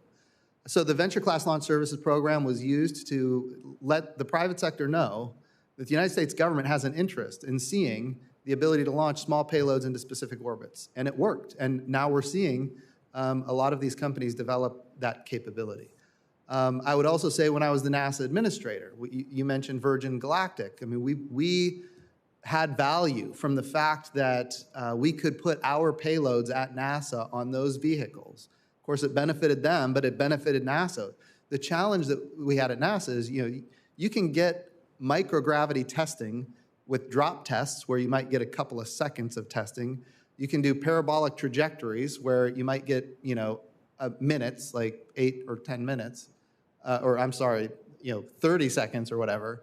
But then when you talk about after that, you've got to go to, low Earth orbit. So a lot of these small launches, whether they're usually suborbital, there's opportunity there that I think, Virgin Galactic, Blue Origin are making available to NASA. So I do believe the United States of America has an interest in making sure that these companies are successful because it's in the interest of our country that they're successful for a whole host of different testing and science reasons. That being said, as far as that particular program, I would love to give you an answer, maybe do a little more looking into it and give you a more specific answer about that specific question. I appreciate that. And the next question I have is for both our former administrator, Dr. Dittmar and Mr. Gold. One of the bills that I'm working on is building off an idea that has proven to be successful with other federal agencies, and that's establishing a foundation. We're working on one with the Department of Energy, one exists with the National Institutes of Health. And it's been able to strengthen public-private partnerships to be able to attract that private capital and to make these investments. Now, as the former administrator and leaders in the private industry for space, do you agree that if we fail to harness the full commercialization potential of NASA, we will fall behind countries willing to do so? I absolutely think so. And I think, my friend Mike Gold talks about it as, our competitors in the world are never going to out-entrepreneur the United States of America. And the best innovation that we see coming usually comes from small, innovative companies. And so I think in many cases it's in our interest to make sure that we have those public-private partnerships for these unique opportunities. It's important to also remember that, that when we have those public-private partnerships, the goal is for those companies to go get customers that are not the United States government. And if they do that, it drives down the cost to the American government. And we need to make sure when we enter into public-private partnerships that there's still competition in the marketplace so that the competitors are competing on cost and innovation and safety. Dr. Dittmar? So I would just agree with everything that was just said here. And I think public-private partnerships, public-private partnerships, they've become quite the thing to talk about in space over the last 20 years, but they've been extant in this country since we started the country. They've been used in a variety of different ways to create infrastructure. And we're looking for a whole ecosystem in space, right? One that supports everything from ground test equipment all the way up to orbital spaceflight and then beyond. There's opportunities we probably haven't even thought of yet in terms of how to utilize public-private partnerships to advance that. What the United States needs is to be able to have enough strategic flexibility that it can pull whatever levers it needs to sort of be able to advance the private sector as well as advance the government intention and have those things work together. So yes. I appreciate that. And Mr. Gold, I'm going to ask for you and Dr. Sanders to maybe submit your answers to the record on that particular question. And then the other question I have for the panel that I asked for you to submit to the record, we'll submit it, is the importance of spaceports, and especially the example that I shared with Spaceport New Mexico about the continued improvements to America's spaceports are needed to grow not only our industry partnerships, but also for safe and sustainable government use. So I'll submit that to the record. I want to be respectful to Mr. Blumenthal's time as well. And I want to thank the ranking member for her acknowledgement today. The chair recognizes Mr. Blumenthal. Thank you, Madam Chair. Nobody's going to out-entrepreneur the United States. Sounds like famous last words. The idea of a public-private partnership when it comes to space, the idea of an ecosystem,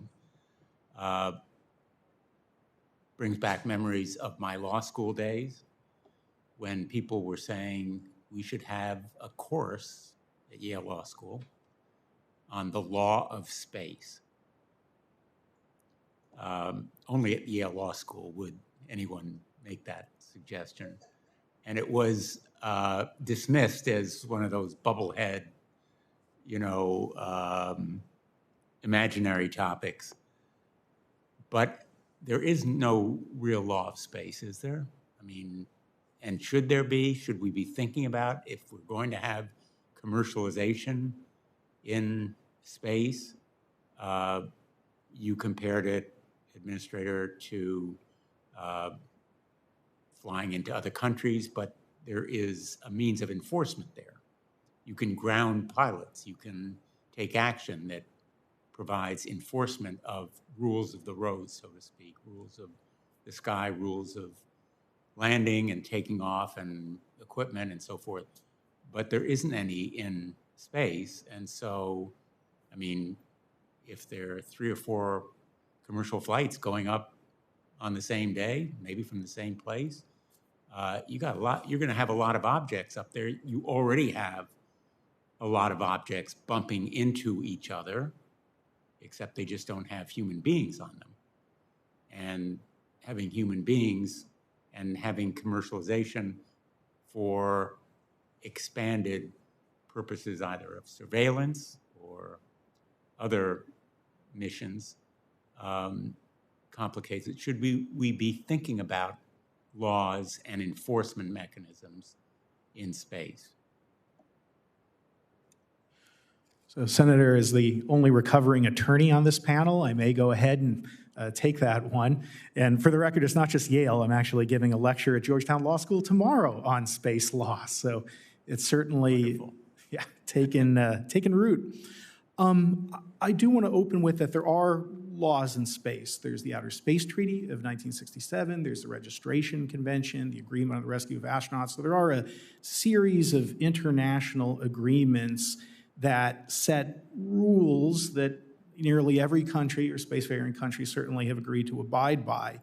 However, there is a substantial gap that you're pointing out now, where in the Outer Space Treaty in Article 6, it requires authorization and continuing supervision of private sector activities.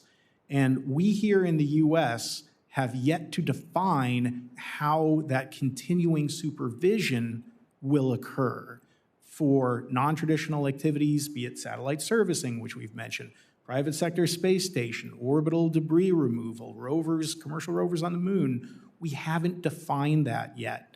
We've been using Band-Aid solutions via the FAAST and the FCC, but one of the most important things that Congress could do would address this issue, just create a process that's predictable and we know what to do here in the US, because frankly, it's a competitive issue. That predictability is key for investment, and if we want to keep our countries here and keep innovation and keep entrepreneuring here in America, we need a predictable, reliable, and transparent regulatory system for commercial activities, which we don't have explicitly yet.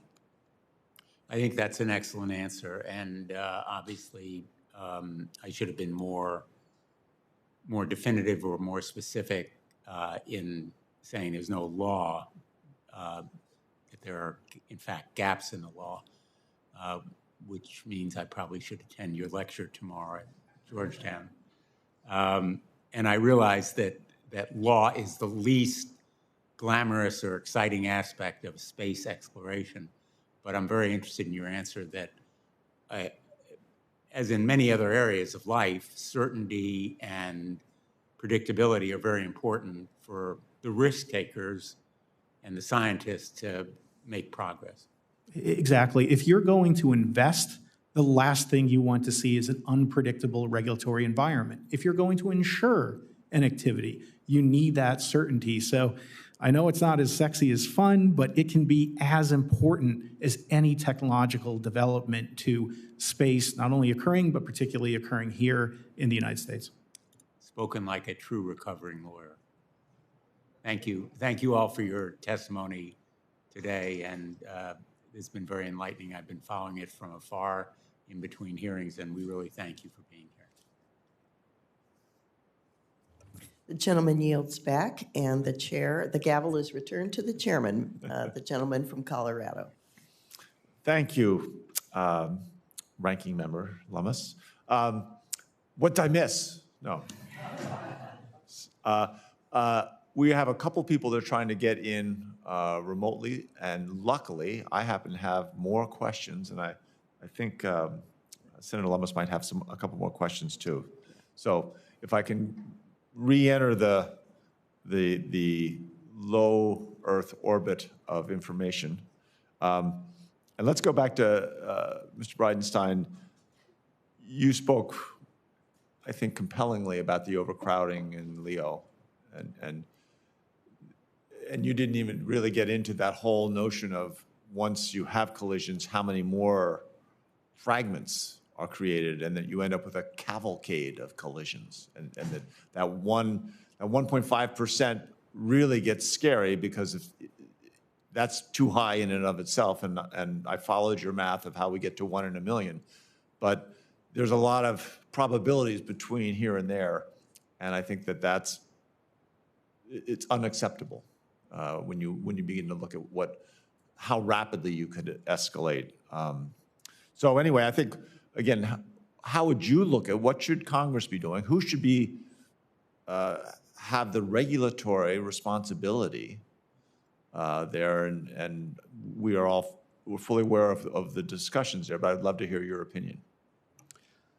Right now, the regulatory authority for debris mitigation falls to the FCC, the Federal Communication Commission, and that is based on a law passed in the 1930s. Mr. Gold could probably tell me the specific date, but there was a law passed in the 1930s that gave the FCC the authority to regulate spectrum.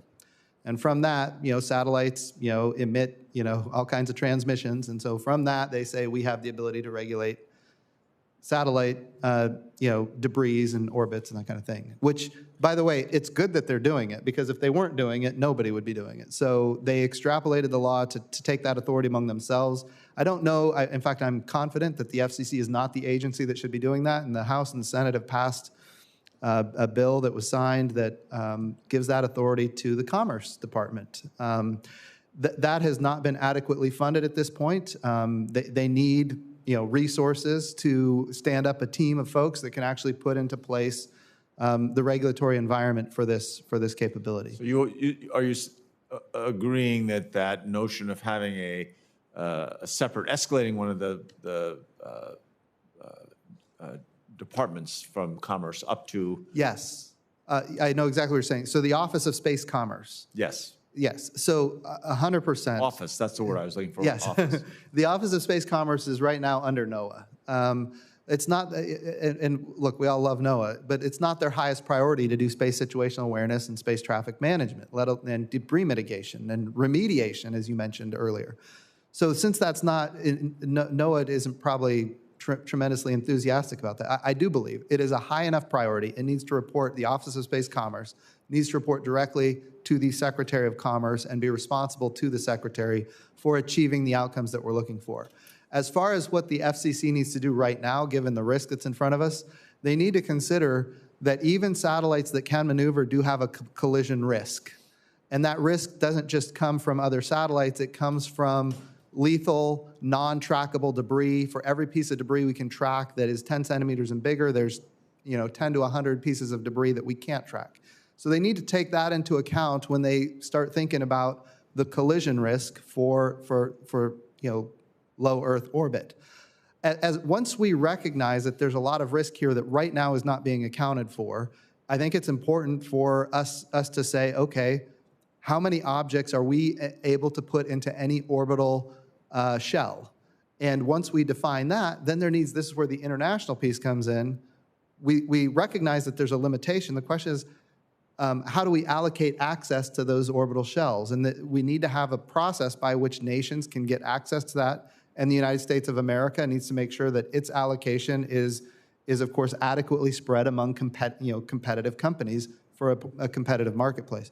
Right now, none of that is happening. It's a race, and the race is ultimately going to result in disastrous consequences if we're not careful. It reminds me a little bit of the old, if you remember, as popularized in movies by Hollywood, the Oklahoma Gold Rush, or the Land Rush, where they'd all ride out and they had to stake off their little territory and they would be shooting each other.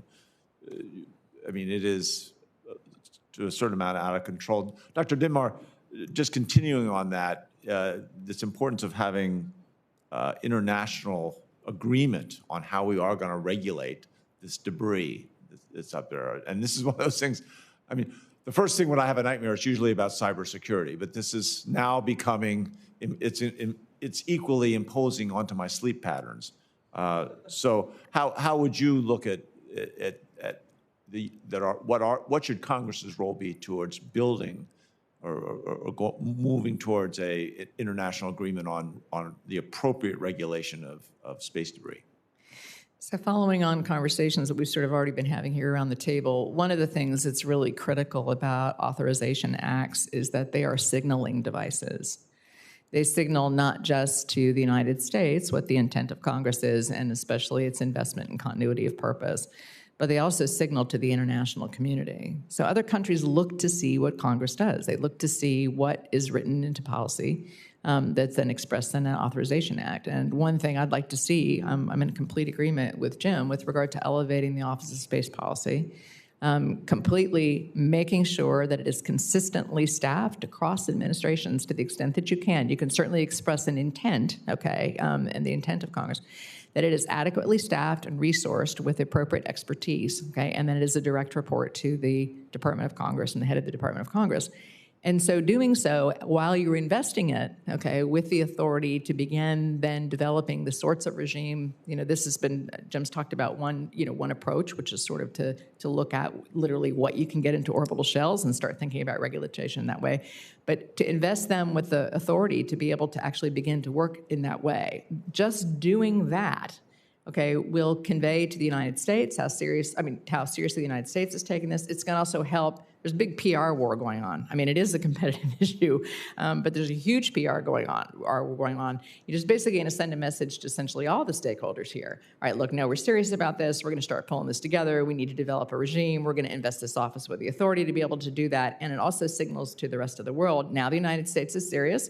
We're going to take a leadership position here. Here's who's going to be accountable for actually being able to do it. And I know that sometimes from the outside that doesn't seem like much, but it really is a big deal. No, I buy that. And just as a frame of reference, the Office of Space Commerce, I believe, still does not have an executive director. So we're in the market of hiring. So if you have networks or connections, step forward and take one for the country, if you could. All right, one more question. I'll turn back to Ranking Member Lummis. And I guess I'll ask Mr. Gold this, since we're looking at global leadership, in technological leadership, obviously leading edge technologies are evolving and innovating at lightning speed in our commercial space industries. Which technology do you think are most critical to make sure that the United States doesn't cede the leadership role to our competitors such as China? Yeah, thank you for such a terrific question, Senator. There's really two areas that I would highlight. One is we're at a period where robotics and satellites are merging to create something entirely different. At Redwire, for example, I mentioned the Argonaut satellite, which uses robotic arms to build itself. We're also developing satellites that will literally print themselves, leveraging the 3D printing technology that we've done on the International Space Station. So when it comes to this orbital servicing, assembly, manufacturing, we cannot fall behind China and others in this area. And the key to developing that is more public-private partnerships. The other area I would cite is microgravity. That the microgravity environment is a whole new arena for scientific and commercial research. I believe it's why China is investing in their LEO space station, and we are just beginning to understand the biotechnology, the fiber communications development, new supercomputer chips. Everything functions differently in low Earth orbit, in the microgravity environment, and we must invest and develop those capabilities because it's going to change everything. So those are the two areas I would recommend focusing on. They are good ones. All right, I'll turn it over to Ranking Member Lummis. I might come back with one more question, but. Thank you, Mr. Chairman. One of the strategies that China's been using to increase its footprint in space is helping developing countries gain access to space. For example, in 2019, China provided satellite development and launch services to Ethiopia to launch that country's first satellite. So it seems to me the U.S. is generally more focused on relationships with nations that are already spacefaring. Do you see a value in the U.S. helping countries without programs, access space? And how do you think we could or should do that? Mr. Bridenstine. So I'll go first, and then I'll turn it over to the others. When we think about the value of low Earth orbit specifically, Mike mentioned a lot of items as far as biotechnology and things like that. We think about pharmaceuticals, immunizations, the ability to create human tissue using your own DNA, your own adult skin cells. We can use to create your own tissue for regenerative medicine. The idea that we can use advanced materials, we can create, potentially in the future, we'll be able to create an artificial retina for the human eyeball, so people who have macular degeneration don't have to lose their eyesight. So these are things that are being tested right now on the International Space Station. And when we seed that to China, if we don't have a replacement for the International Space Station, they're going to be able to benefit economically from all of those values of microgravity that we're not going to have access to in the way that we currently have access to. Now, as far as the international piece, we have built capacity for countries in the past. We think about, I don't want to name any specific countries, but we have worked very hard on all of our international partners on the International Space Station. 15 countries operate the ISS. We've got 19 different countries that have had astronauts on the ISS. Those capacities are largely built by us. And when we decide we're not going to have a next generation space station, which right now is the signal our country is sending by not funding the next generation human space station. I will say I saw defense or the appropriations bill for CJS, I think it had $101 million in there for LEO commercial destinations, which I think is fantastic. But that's still not enough, just to be honest. We need more. We don't want to cede that territory to our biggest competitor, primarily because all of that capacity we built for these other countries is going to go to them. And they're going to start benefiting from that. So we have to maintain the leadership here. I think it's absolutely important. Countries that, when we think about Artemis and the Artemis Accords, we have been inviting countries that don't even have a space program to participate in Artemis in whatever small way they can participate. Because in my view, space is a tool of diplomacy for this country. It's something that every country wants, and we can help provide it. So when we think about the big picture, kind of how the nation thinks about agreements around the world, I think space needs to be on the table regularly. When we do trade agreements, when we do any kind of large negotiation with another nation or many nations, space needs to be on the table because it is a great tool of diplomacy that can improve our position. Senator, it's a great question, an even better opportunity for me to vent.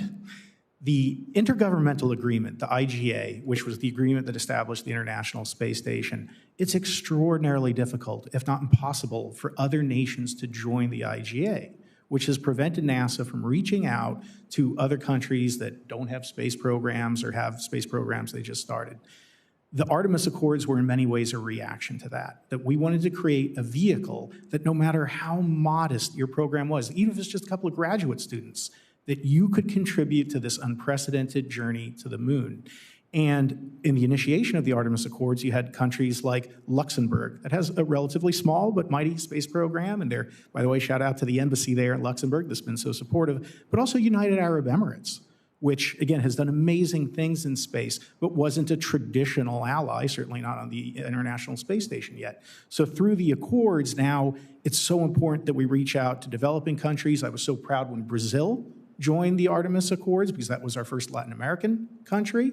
And I certainly hope that we can proceed in Africa, where, by the way, China has been very aggressive in terms of international diplomatic development. We need African countries in the Accords supporting not just the Artemis program, but sensible norms of behavior. And I think that's our best vehicle to proceed and get these countries involved.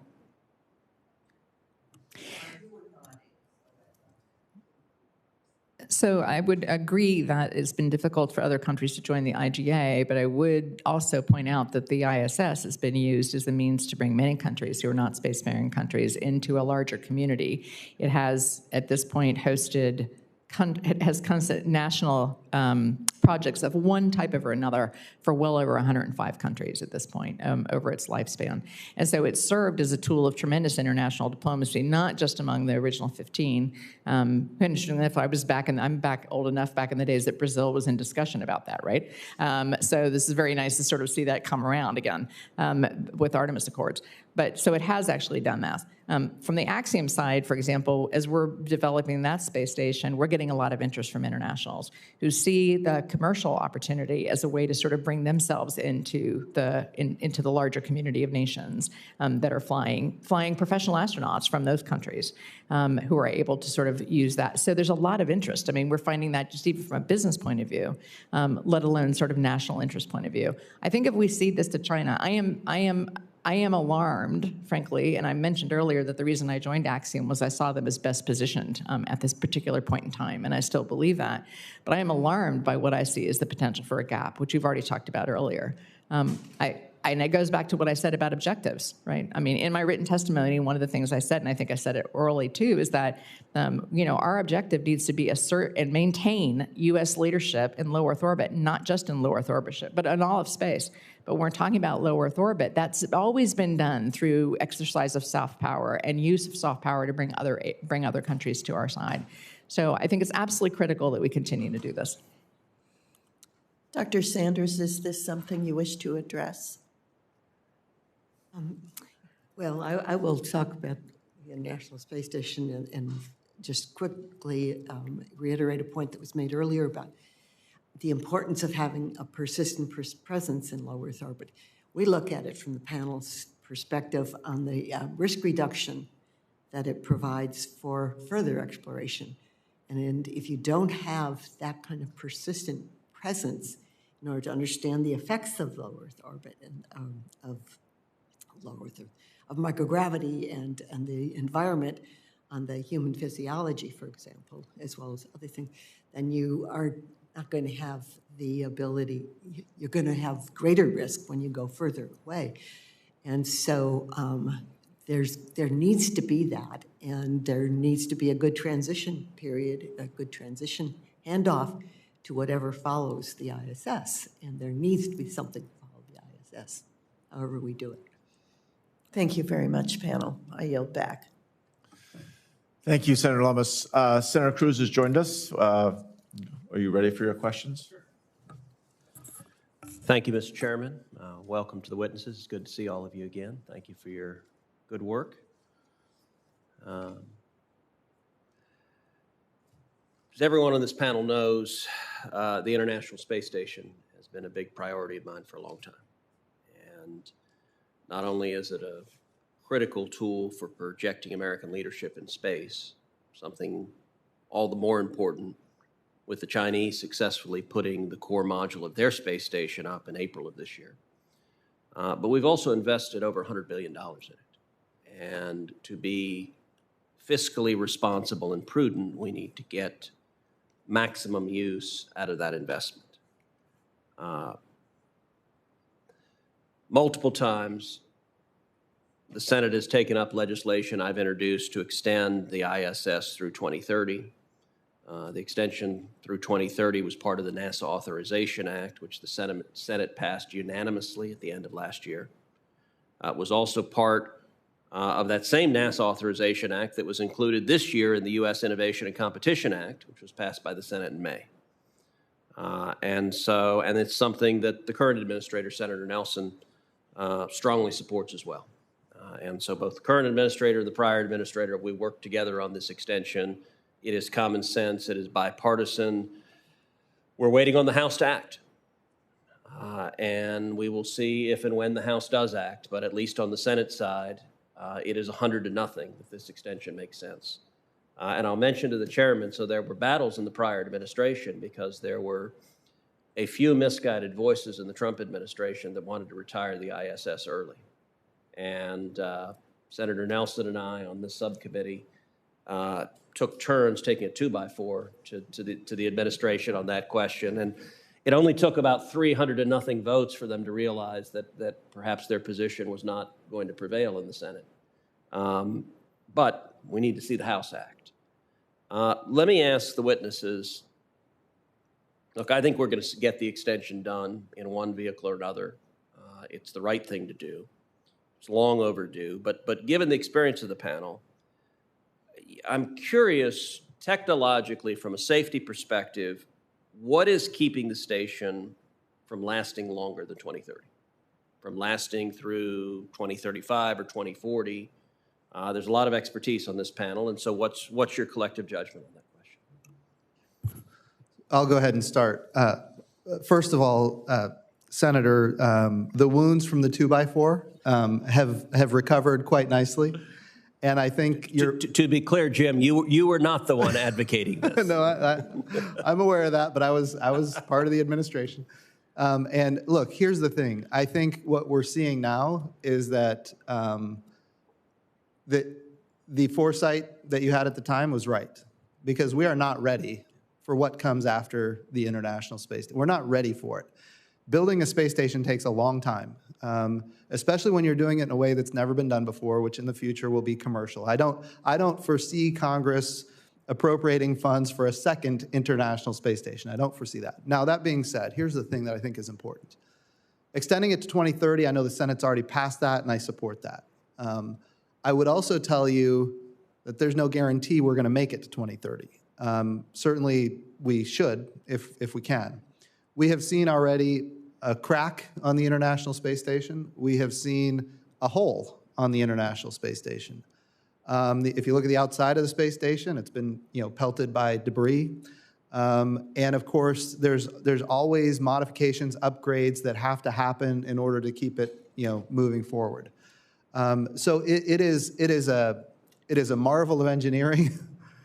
Mike Gold used to tell me quite frequently, we need to put it in for a Nobel Peace Prize, which I think is right. It is a tool of diplomacy. It's been just a phenomenal capability for our country all around, not even considering how much science is coming from it right now. So the key is extending it. Yes, there is a challenge. We know it can't last forever. How far can it last? I don't think we have that answer. Right now, I think we're in great shape. Well, and let me ask a related question, which is, what do y'all think is the timing for a replacement of comparable capability? And when is that transition realistically possible? And how do we ensure that the ISS is operational, that we don't cede low Earth orbit for a period of time to the Chinese, that we maintain U.S. leadership continuously there? So the future is going to depend on how much it gets funded. Right now, it has been funded at nothing compared to what it needs. I think it was like $15 million or something like that for the transition to a new commercial space station. But what we need, and the CGS appropriations bill had $101 million, which met the president's budget request. That coming from the Senate. The Senate had $101 million in there to meet the president's budget request, which is fantastic. But I'm telling you, sir, it is still not enough. When we think about how long it takes to develop a space station, especially in a way that's not been done before, I don't know how long. I'm not going to give you an answer on the date but here's what I think the Senate should do. The Senate should absolutely declare that NASA needs to tell it when it's going to, what is the objective to have that new space station, and then the Senate needs to fund the requirements to achieve that. I don't think the right answer is to continue, first of all, extending the space station is the right thing to do, but continuing that in perpetuity, believing that it's going to last forever, I think is not the right approach. And I'm not suggesting that's what the Senate is doing at all. But NASA needs to say, here's how we're going to replace it. Here's what it's going to cost. They need to put that in the president's budget request with many years, 5-year outlook, and then come to you and say, this is the money that we need. And right now, I don't see that happening the way it should happen. And that begins with I think NASA needs to completely fulfill the spirit of what was written into the 2017 NASA Transition Authorization Act, having to do with the transition plan. And a transition plan needs to have, timing, milestones, clear objectives, how those objectives are going to be met. And then once that's in place, then you can begin to have a conversation about follow-ons. So, as you know, Axiom, because we've spoken to you about this, Axiom's approach, was funded on a competitively awarded agreement that was negotiated with NASA. And that $101 million that Jim is talking about, when you look at how NASA is planning to allocate it, does not meet the commitment to Axiom for 2022. The work that needs to go to work on the space station side of it, in other words, for the station to do the analysis that's needed in order to be able to ensure that Axiom can reach orbit and dock by 2024, is not funded completely in that amount, let alone looking at the creation of dual path, for having maybe more an alternative to it. So I would agree that definitely more funding is needed, but also NASA needs to be clear about objectives and the means that it sees at this point, understanding that any transition plan is going to be a stake in the sand at the moment. It's going to have to be iterated upon. But it needs to be much clearer about what those objectives and milestones are. So, Senator, I don't know if I can enter this into the record, but I borrowed my son's ISS folder for today's testimony. I'm such a fan. We talk about a lot of recycling on Earth. And I can tell you that's even more important on orbit. As you pointed out, and again, I appreciate your support in your 2x4. That kept us going during some difficult times. We need to squeeze every minute and ounce of capability out of the ISS. And in terms of when we should be retiring it, again, I'm a recovering attorney, but the engineers tell me there's seals that will wear out, et cetera. But there's still going to be good hardware. And we should look at, yes, maybe there was a point of retirement, but continuing to leverage the hardware that we can continue to use as part of another system or as part of a smaller system. And as we discussed before you arrived, at Redwire Space, we're the global leader in microgravity research, development, manufacturing, only company to actually build things on the ISS. And we're looking at a future with biotech and organs, et cetera, that you can build. We cannot cede those technological capabilities or the diplomatic or political benefits of low Earth orbit to China. So we need to have a two-pronged approach. One, extend the ISS to 2030, which I included in my written remarks, and then ensure that we proceed with enough funding and capability to deploy a free-flying commercial space station so that it's operational while the ISS is still there, and we do not create a gap in low Earth orbit that would be disastrous for us in the nation. And as you point out, you have fans at NASA in doing that. Senator Nelson, Administrator Nelson has been a great supporter, and we've talked a lot about the need for an authorization bill. You had former staff that was working on that authorization bill that's now over at NASA. So I think you've got great allies at the agency. Thank you.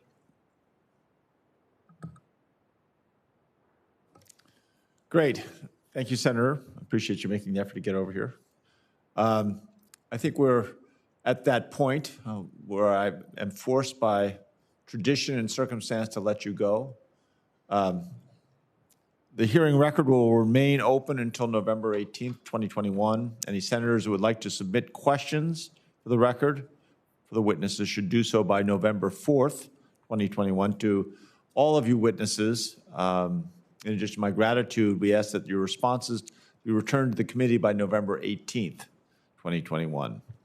Again, I'd like to thank each of you for your testimony today, but really your service in terms of maintaining or helping to create America's role as a leader in space, but also to maintain it. That concludes our hearing for today. We're adjourned.